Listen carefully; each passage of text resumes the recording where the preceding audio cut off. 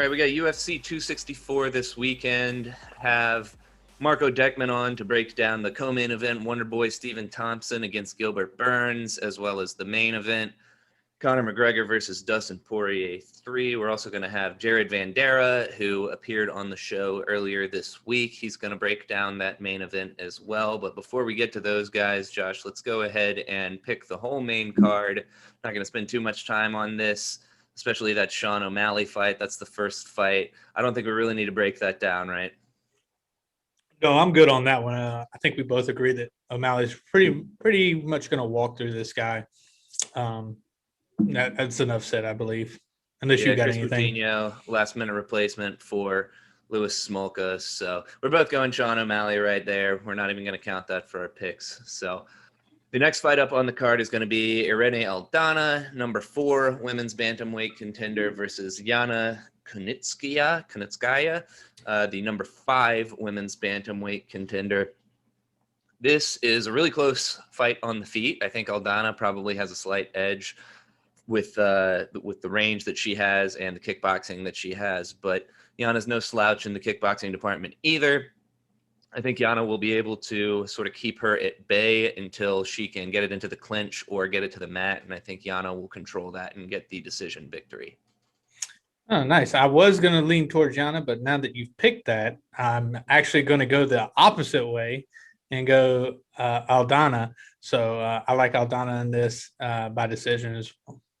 Moving right along, the third fight on the main card is a bruising heavyweight battle between Greg Hardy and Tai Tuivasa. Not exactly a technical striking matchup. Who you got here, Josh? Oh, man, I kind of go back and forth on this one. I love me some Tai Tuivasa. You know, him always having a shoey after the fight. It's always a great thing to see. And with the fans in the crowd, he's definitely going to do it, especially if he gets the win.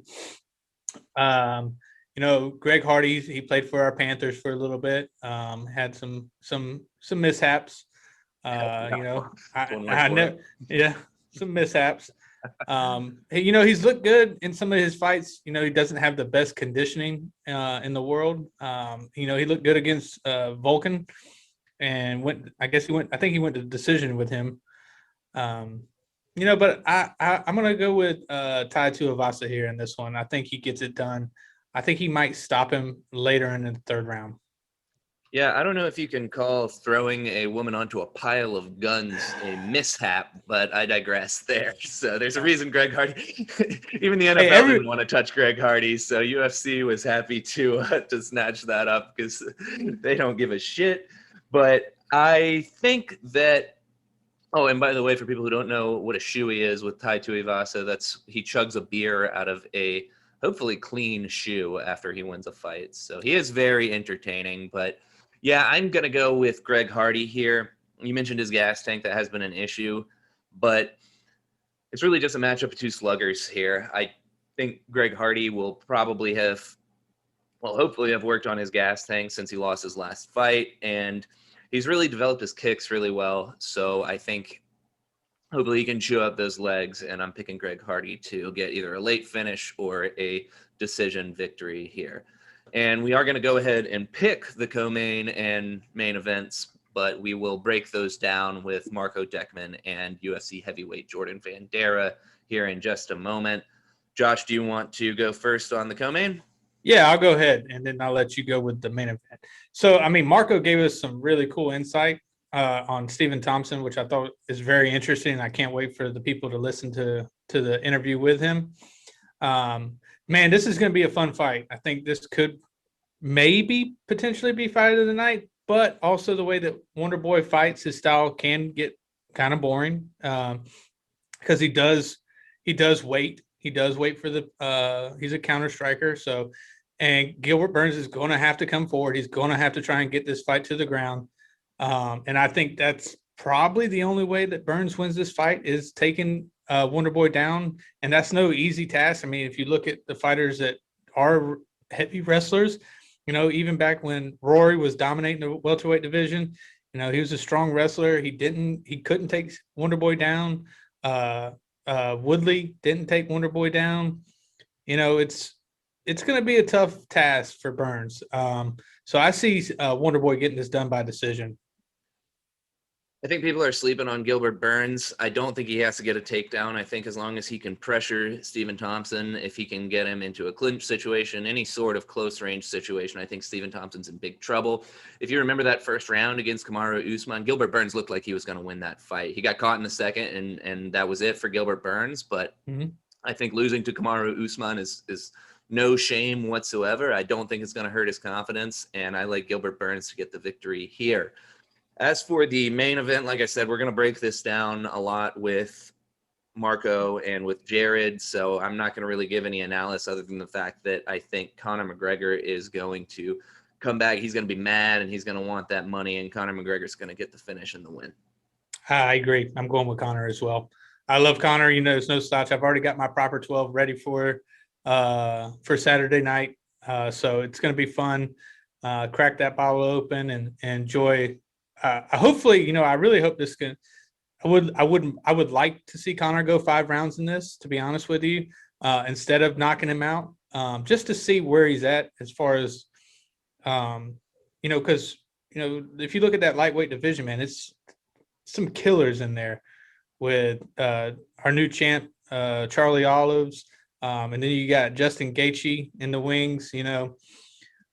So there's a lot of fun fights out there for both these guys, whoever wins this fight for sure. So I'm going with Conor. All right. Well, I got to call you out on this because you referred to proper 12 as Scotch, and I think Conor McGregor would knock you the fuck out if he heard you. I did not say that Scotch. It is Irish whiskey. I heard you say Scotch, but anyway, you're gonna have to go back and look at that. We'll play the tape back. It's going to be on the internet. We're going to play the tape back. So let's go ahead and throw it over to Marco. Thanks for being with us. Are you guys excited for this weekend? Hey, I'm excited, man. I can't wait for Conor and Dustin. I'm looking forward to that. Should be a good one, but I'm really looking forward to the co-main event. Stephen Wonderboy Thompson and Gilbert Burns. So Stephen Wonderboy Thompson, you guys know, right? Is supposedly America's best kickboxer. And he's like, how long is he kickboxing? No joke, 25 years? He's been doing it for a long time, him and his dad down in South Carolina.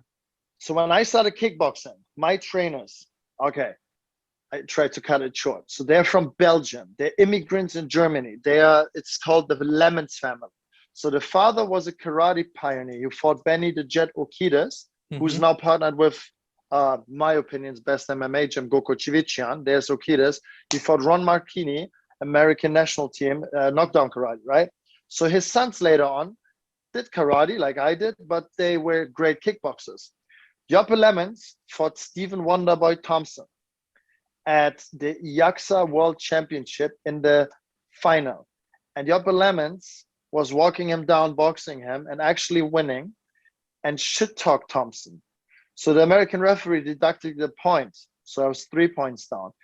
And then he said, Thompson, come, don't run away like a chicken. And Thompson had such explosive kicks. My first trainer told me, the hardest kick I've ever got. No Russian, no like whatever could kick like Thompson. He was jumping from like 8 feet far, a roundhouse kick. It's crazy. So, but then he got a second point deduction. So I wish I could interview Stephen Thompson on that. So he was my trainer, and he fought at, I don't know, it must be like 2000, 2002. Some Rimini in Europe was like the world championships where my trainer fought Thompson and got 6 points deducted and lost with 1 point down. But as a sportsman, it's just sportsmanship. Trash talk, you get points deducted, it's amateur kickboxing, so it's all cool. So it's no hard feelings, but it's just an insane story. I moved to the United States, and he turned pro into MMA. That's just crazy. Yeah, he has that same style too, where he kind of that karate style, sit back, and then let you come to him, and then he coils on you like a dang snake. So I'm interested to see how his particular style that you guys just described stacks up with Gilbert Burns and the sort of, you know, kind of smothering, striking, and jiu-jitsu type forward pressure kind of guy that he is. So, yeah, I'm really looking forward to that one. As far as the main event goes, man, it's tough to pick Conor in this one, I think. I really got to lean towards Dustin. That's not my official pick yet, but that's what I'm seeing in the tea leaves. I just think, you know, Conor didn't look great in that rematch back in, gosh, when was that? January? Is that when that happened? Yeah, early January. Yeah.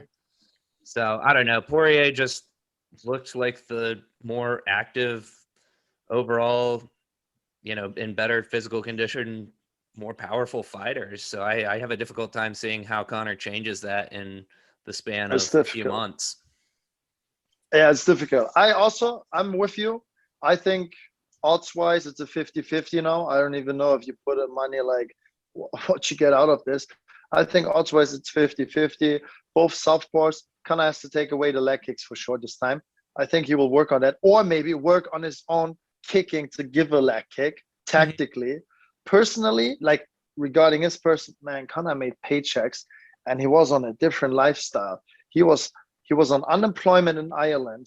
He was hungry. He wanted to do it, and he had and that's very, very, very, very, very rare for a fighter to have a great girlfriend, later on fiance wife, who really backs up this crazy and dangerous shit 150%, works the ass off, cleans, cooks. It's impossible what Conor had.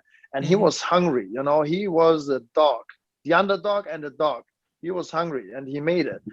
After he made all these like paychecks, I don't know, I think it changed a little bit his mentality. But now it's a 1-1. I think actually it's 1-0 because the first fight you can't count, like that was on a different level. So it's 1-0 Poirier for me. And I think Conor will take him out in the second. That's what I hope, because he didn't look great, but he didn't look very bad.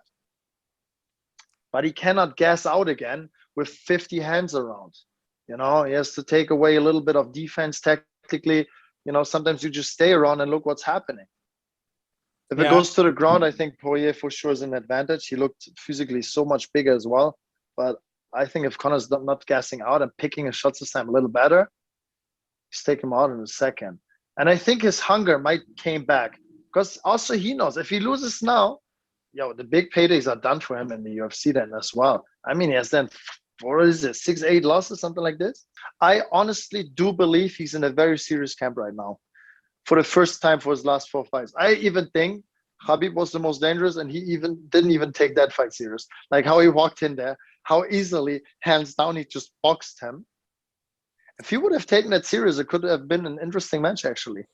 Yeah, and from what I've heard, he was drunk pretty much half the time, because that was when he was doing his whiskey deal. I do believe that. And just drinking whiskey the whole time and just going and sparring, and then just knocking people out and just calling it a night. Yeah, I do believe that. He's crazy. Everyone from that island is really island. United Kingdom, Scotland, Ireland, they're all crazy. They have this fighting hooligan mentality in their blood. Do you want to make a pick on the McGregor Poirier fight? Who you got there? I don't know. I want Poirier to win for one reason. If Poirier wins, Khabib stays retired. If Conor wins, Khabib says he's going to come out of retirement. And I am personally fucking over these fighters coming out of retirement. If you're going to retire, stay fucking retired. So I'm only leaning to Poirier for that reason. Do I think McGregor's going to win? I have a more feeling that he's going to win, because he is that person that tends to take the second or third very seriously. So I think he's going to come in against Poirier very strong and very heavily. So I do think Conor could win this one, but I am going for Poirier.